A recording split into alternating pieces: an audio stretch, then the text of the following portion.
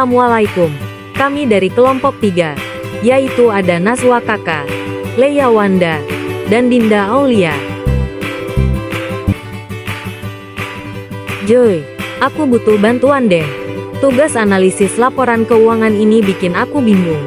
Disuruh pakai 3 metode, perbandingan, tren, sama common size. Waduh, berarti kamu belum dapat gambaran besar soal fungsinya ya? Bener banget, aku ngerti itu alat analisis. Tapi gak tahu kapan pakainya dan gimana maksudnya.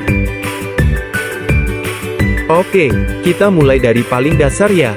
Kamu tahu gak kenapa laporan keuangan itu penting buat dianalisis? Biar tahu kondisi perusahaan. Betul, tapi lebih dari itu, kita juga bisa lihat efisiensi, tren kinerja, bahkan potensi masa depan. Nah, makanya ada beberapa pendekatan biar gak cuma ngeliat angka mentah. Oke, masuk akal. Kita mulai dari perbandingan dulu ya. Siap, jadi analisis perbandingan itu kayak kamu lihat perubahan antar dua periode.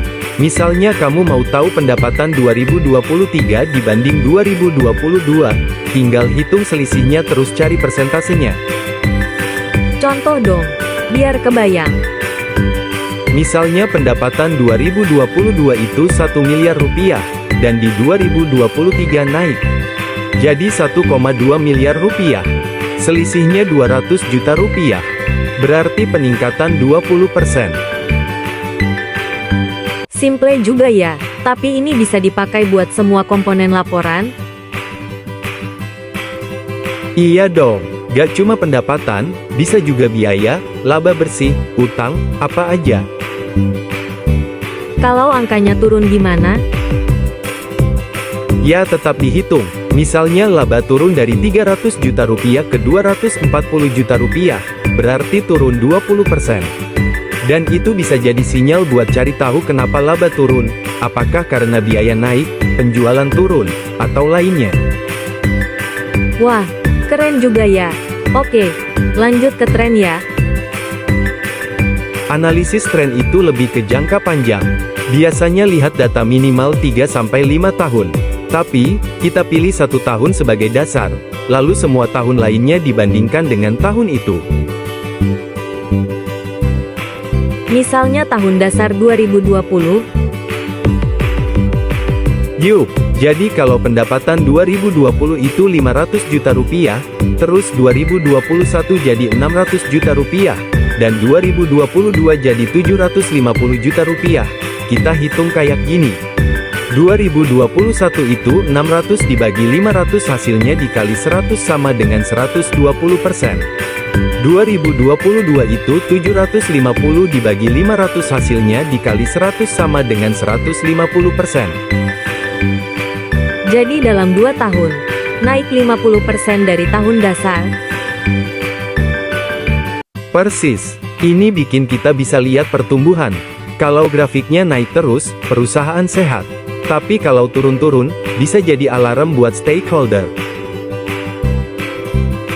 Berarti ini bisa juga buat lihat pertumbuhan aset, ya? Tentu, semua elemen bisa dianalisis trennya. Bahkan, lihat pertumbuhan utang juga bisa. Kadang utang naik itu bagus, asal digunakan untuk ekspansi yang menguntungkan. Oh gitu ya, kadang aku pikir utang naik itu selalu buruk. Gak selalu, yang penting lihat perbandingannya sama aset dan laba. Nah, itu nanti bisa digali lebih lanjut lewat rasio keuangan juga. Waduh, itu kayaknya materi selanjutnya ya. Jangan sekarang dulu deh, pusing. Hehe. Tenang, kita fokus di 3 analisis ini dulu.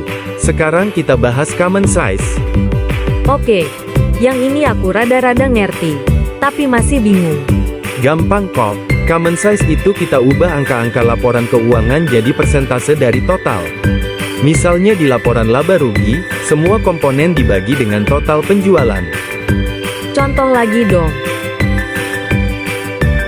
Oke, total penjualan 2 miliar rupiah. HPP 1,2 miliar rupiah terus 1,2 dibagi 2 hasilnya dikali 100 sama dengan 60%. Beban operasional 400 juta rupiah jadi 20%. Laba bersih 400 juta rupiah jadi 20%. Berarti kita tahu kalau dari tiap 1 rupiah penjualan, 60% buat HPP, 20% buat biaya, sisanya 20% jadi untung. Pas banget, itu gunanya common size supaya kita bisa bandingin struktur perusahaan dari waktu ke waktu, atau antar perusahaan yang beda skalanya. Wah, ini cocok juga kalau mau bandingin UMKM sama perusahaan besar ya. Iya, walaupun skala beda jauh, kita bisa lihat siapa yang lebih efisien, siapa yang kebanyakan biaya, siapa yang lebih untung.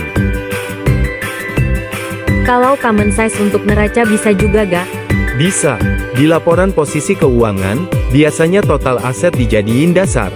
Jadi misalnya utang jangka pendek itu 25% dari aset, modal 50%, dan sisanya aset lancar, tetap, dan lain-lain. Kita bisa lihat komposisinya. Keren banget, baru kali ini aku ngerasa laporan keuangan itu masuk akal.